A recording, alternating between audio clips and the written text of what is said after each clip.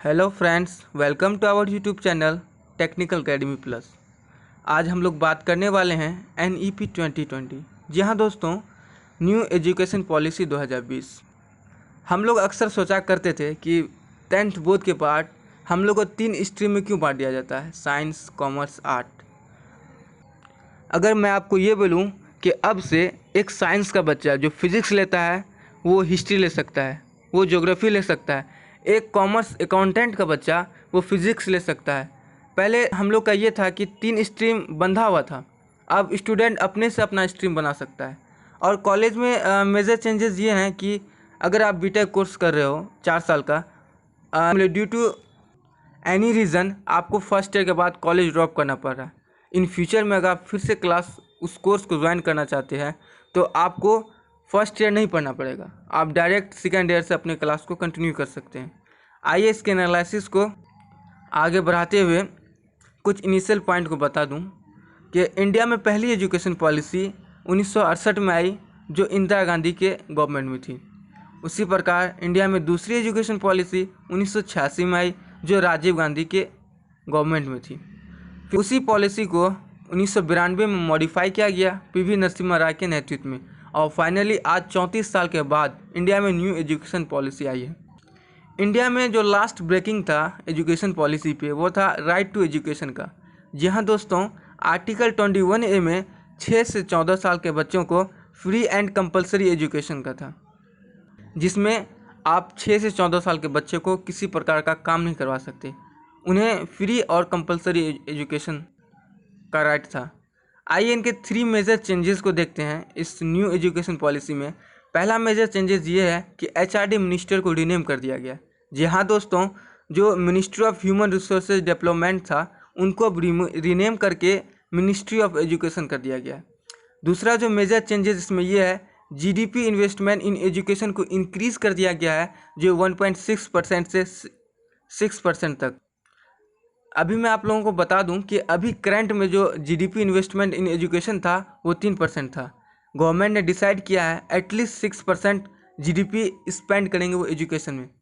तीसरा जो major changes ये हैं कि ग्रॉस इनरोलमेंट रेशियो को इंक्रीज़ किया जाएगा 50% तक 2035 तक हायर एजुकेशन के लिए।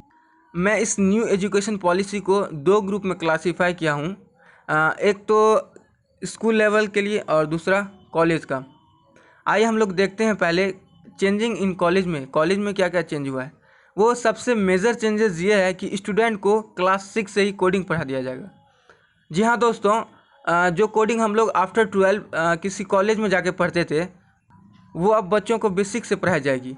यह चाइना में बहुत साल से हो रही है और आप जानते ही चाइना कितना डेवलप कंट्री है। और दूसरा मेजर चेंजेस ये है कि बच्चे 5 क्लास तक अपनी मदर टंग में पढ़ाई करेंगे। जी हाँ दोस्तों, यूरोप जैसी कंट्री में ये काफ़ी सालों से चलती आ रही है, अपने मदर टंग में ही बच्चे 5 क्लास तक पढ़ेंगे। इसका बच्चों को बहुत सा एडवांटेज मिलेगा, बहुत से चीज़ों को समझने में उसका एडवांटेज मिलेगा। और सबसे इम्पोर्टेंट चेंजेस स्कूल में यह है कि 10+2 जो एकेडमिक स्ट्रक्चर था उसको अब चेंज कर दिया गया। जी हाँ दोस्तों, 10+2 का जो एकेडमिक स्ट्रक्चर था अब उसको 5+3+3+4 में चेंज किया गया है। पहले 6 से 18 साल के बच्चे पढ़ाई करते थे, अब बच्चे 3 साल से स्टार्ट करेंगे अपनी पढ़ाई को। मैं इसके एनालिसिस को कॉलम में कुछ इस तरह डिनोट किया हूँ, जैसे फर्स्ट कॉलम में क्लास, एज, सब्जेक्ट और इंस्टीट्यूट। 0 से सेकेंड क्लास तक बच्चे 3 से 8 साल के बच्चे होंगे इसमें, जिसमें बेसिक पढ़ाई जाएगी, मदर टंग में ही शब्दों को पहचानना सिखाया जाएगा, काउंटिंग पढ़ाई जाएगी, और जो प्री स्कूल और आंगनबाड़ी में पढ़ेंगे। और 3 क्लास, 4 क्लास और 5 क्लास के बच्चे जो 8 से 11 साल के होंगे उनको मदर टंग में ही उनकी पढ़ाई होगी स्कूल में। और 6, 7 और 8 क्लास के बच्चे जो 11 साल से 14 साल के होंगे उन्हें ऑल सब्जेक्ट की एजुकेशन दी जाएगी, यानी थोड़े थोड़े सारे सब्जेक्ट का नॉलेज दी जाएगी। और इसमें 6 साल से ही कोडिंग पढ़ाई जाएगी, जो बहुत ही मेजर चेंजेस है न्यू एजुकेशन पॉलिसी में। एक अच्छी कदम कहा जा सकता है, क्योंकि क्योंकि ऐसा मानना है कि कोडिंग से ब्रेन बहुत डेवलप करता है। एक नई चीज़ लाने की कोशिश की है गवर्नमेंट ने। कोडिंग से आपको नया नया सोचने का आइडिया मिलता है, जो आपको सेकेंडरी स्कूल में दी जाएगी। और बोर्ड के बाद जो आपका 11-12 का जो सैचुरेशन होता था, जो 2 साल का ड्यूरेशन होता था, उसको अब एक्सटेंड कर दिया गया 4 साल में। जी हाँ दोस्तों, जो आपको 10 क्लास के बाद 11-12 जो पढ़ना पड़ता था, अब उस ड्यूरेशन को बढ़ा दिया गया है 9, 10, 11, 12, जिसमें 14 से 18 साल के बच्चे होंगे। मल्टी डिसिप्लिनरी स्टडी होगा। जी हाँ दोस्तों, जैसा कि मैंने वीडियो के शुरू में जिक्र किया था कि एक साइंस का बच्चा जो फिजिक्स लेकर पढ़ रहा है वो पॉलिटिकल साइंस ले सकता है, एक अकाउंटेंट का स्टूडेंट फिजिक्स लेकर पढ़ सकता है, एक हिस्ट्री का बच्चा मैथ लेकर पढ़ सकता है। इससे जैसे पहले 3 स्ट्रीम में बांटा जाता था, अब हर स्टूडेंट अपना अपना अलग स्ट्रीम बना सकता है, जो आपको हायर सेकेंडरी स्कूल में दी जाएगी। अब हम लोग वीडियो को आगे बढ़ाते हुए चेंजेस इन कॉलेज में बात करेंगे। जी हाँ दोस्तों, कॉलेज में जो मेजर चेंजेस ये हुआ है, multiple entry and executive programme. इसका ये मतलब हुआ दोस्तों कि अगर आप कोई बीटेक डिग्री स्टार्ट की हो, आपको 1 ईयर के बाद आपको ऐसा रियलाइज़ हो रहा है आपको ये पसंद नहीं, तो आप उसको वहीं ड्रॉप कर सकते हो। आपका जो फर्स्ट ईयर का जितना क्रेडिट होगा, आप उस क्रेडिट को ट्रांसफ़र कर सकते हो किसी अनदर डिग्री में। जी हाँ दोस्तों, डेवलप कंट्री में, बहुत से डेवलप कंट्री में ये एग्जिस्ट करता है, इसलिए इंडिया भी इसे फॉलो कर रहा है। स्कूल बच्चों को क्रेडिट कुछ समझ में नहीं आता होगा, मैं थोड़ा उसमें डिटेल बता दूं।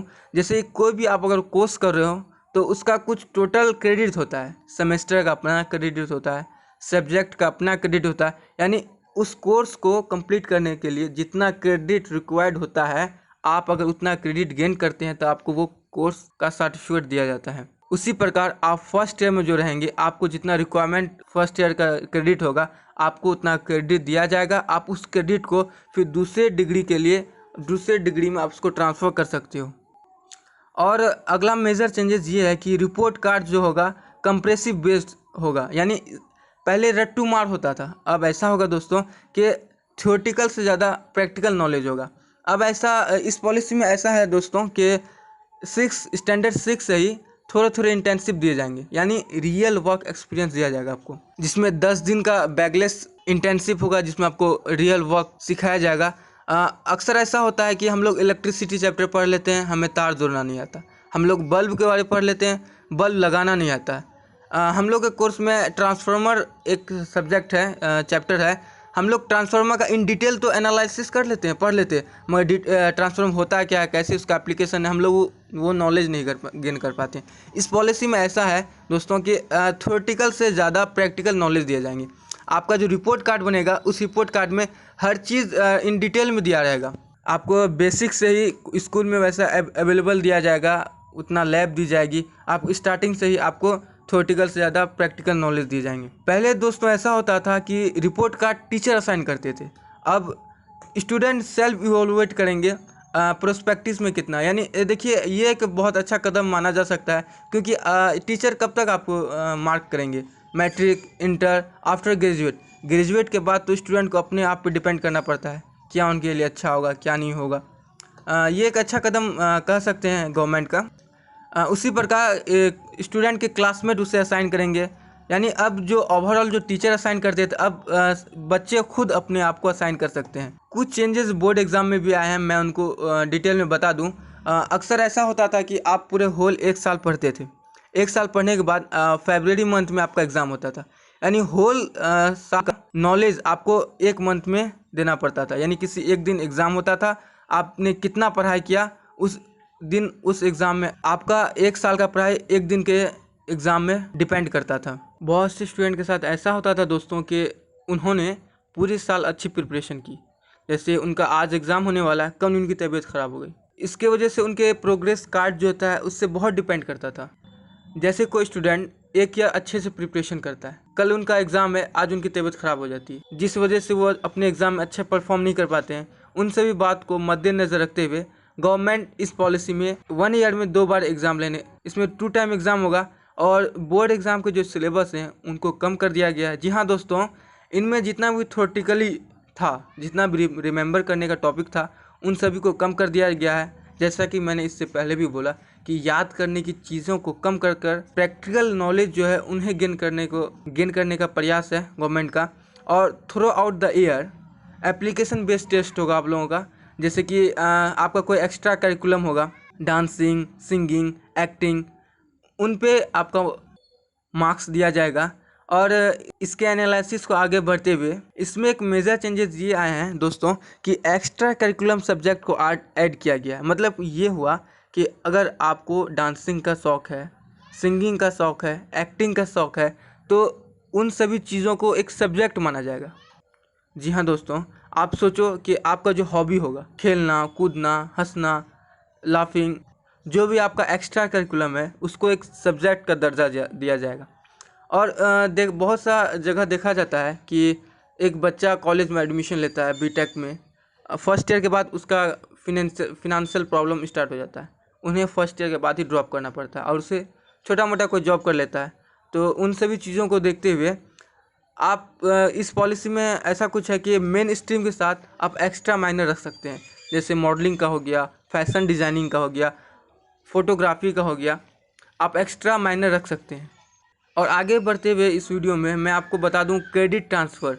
जी हाँ दोस्तों, मैं इससे पहले भी बोला कि आप अगर 4 साल का बैचलर डिग्री कोर्स कर रहे हैं, अगर आप फर्स्ट ईयर कंप्लीट करने के बाद आप अगर ड्रॉप कर रहे हैं तो आपको सर्टिफिकेट मिलेगा। अगर आप सेकेंड ईयर कंप्लीट करने के बाद ड्रॉप कर रहे हैं तो आपको डिप्लोमा मिलेगा। उसके बाद थर्ड ईयर के बाद आपको बैचलर डिग्री मिलेगा। जी हाँ दोस्तों, आप थर्ड ईयर कंप्लीट करेंगे, उसके बाद अगर आप ड्रॉप आउट कर देंगे तो आपको बैचलर डिग्री मिल जाएगा। आप फोर्थ ईयर कंप्लीट करने के बाद आपको बैचलर डिग्री रिसर्च ओरिएंटेशन से मिलेगा। जी हाँ दोस्तों, जैसे यूपीएससी वगैरह का प्रिपरेशन करने के लिए आपको एनी हाउ बैचलर डिग्री तो चाहिए ही, मतलब कि ग्रेजुएट डिग्री तो चाहिए, तभी आप उसको अप्लाई कर सकते हैं। तो उसके लिए आप 3 साल पढ़ाई करने के बाद आप उनको अप्लाई कर सकते हैं। अगर आगे पढ़ाई के लिए तो आपको 4 साल कंप्लीट करना होगा रिसर्च ओरिएंटेशन से, और कंटिन्यू रिजॉइनिंग कोर्स। यहाँ इससे मैं तो बता ही दिया ऐसे कि अगर कोई student due to anyhow किसी भी रीज़न से फर्स्ट ईयर ड्रॉप कर रहा है, अगर आप फिर से इन फ्यूचर में अगर उसे उसी कोर्स को पढ़ना है तो उसको फर्स्ट ईयर दोबारा नहीं पढ़ना होगा, वो अपने क्लास को कंटिन्यू सेकेंड ईयर से कर सकता है। फोर्थ ईयर का कंप्लीट करने के बाद आपको 1 से 2 साल का पोस्ट ग्रेजुएट कोर्स होगा, उसके बाद 4 साल का पीएचडी। और एक सबसे मेजर चेंजेस ये आए हैं दोस्तों कि एमफिल जो होता था उसे अब रिमूव कर दिया गया है। जी हाँ दोस्तों, एमफिल को अब हटा दिया गया है। आइए दोस्तों, अभी तक तो हम लोग देख रहे थे positive point of view of new education policy, इसके कुछ नेगेटिव और controversial point of new education policy देख लेते हैं। इस पॉलिसी में दोस्तों ऐसा कुछ है कि होम लैंग्वेज, लोकल लैंग्वेज और अदर रीजनल लैंग्वेज प्रीफर किया गया। इससे प्रॉब्लम ये होगा, प्राइवेट स्कूल वालों पे प्रेशर होगा कि उनसे अपने होम लैंग्वेज में पढ़ाया जाए। मैं तो ऐसा मानता हूँ दोस्तों कि इंग्लिश एक ग्लोबल लैंग्वेज है, सबको इसे फॉलो भी करना चाहिए। ऐसा कहीं लिखा नहीं है कि ये कंपलसरी है होम लैंग्वेज में पढ़ाना है। तो बहुत से प्राइवेट कॉलेजों, प्राइवेट स्कूलों का ये मानना है कि इससे प्रॉब्लम क्रिएट हो सकता है होम लैंग्वेज में। जैसे कि दोस्तों मान के चलिए आप अगर तमिल में पढ़ रहे हैं, वहाँ का लैंग्वेज अलग होगा। फिर आप महाराष्ट्र चले गए, महाराष्ट्र में आपकी फैमिली शिफ्ट होगी, अगर आपका बच्चा तमिल में पढ़ रहा है तो उसको तमिल लैंग्वेज आएगी, महाराष्ट्र में फिर दूसरा लैंग्वेज। इससे कन्वर्सेशन में प्रॉब्लम होगी। यानी शिफ्टिंग जो होता था एक स्टेट से दूसरे स्टेट में बहुत हद तक कम होने की चांसेस हैं, क्योंकि उनके बच्चे की जो पढ़ाई होगी, जैसे हर स्टेट का अपना अपना लैंग्वेज होता है। महाराष्ट्र का अलग होता है, केरल का अलग होता है, बिहार का अलग होता है, तमिल का अलग होता है। एक स्टेट से दूसरे स्टेट में जाने पे वहाँ का लैंग्वेज चेंज हो जाएगा। कोई स्टूडेंट अगर तमिल पढ़ के रहेगा, तमिल से एजुकेशन लिए रहेंगे 5th तक का, तो वो अगर दूसरे स्टेट में जाएंगे तो उससे थोड़ा प्रॉब्लम होने की संभावना ज़्यादा है। और ऐसा माना जाता है कि यह पॉलिसी जो है प्रमोट सेंट्रलाइजेशन को प्रमोट करता है, क्योंकि इस पॉलिसी में एक ऐसा पॉइंट है, new teachers training board setup किया गया है किड्स ऑफ टीचर के लिए इन द कंट्री, और उसे no state can change that, यानी उससे अब स्टेट चेंज नहीं कर सकता। जी हाँ, तो एक हद तक कह सकते हैं कि ये पॉलिसी प्रमोट कर रहा है सेंट्रलाइजेशन को। आज की वीडियो में बस इतना ही। आशा करता हूँ कि आप लोगों को ये वीडियो अच्छा लगा हो। ऐसे ही एजुकेशन से रिलेटेड न्यूज़ पाने के लिए हमारे चैनल को सब्सक्राइब करें।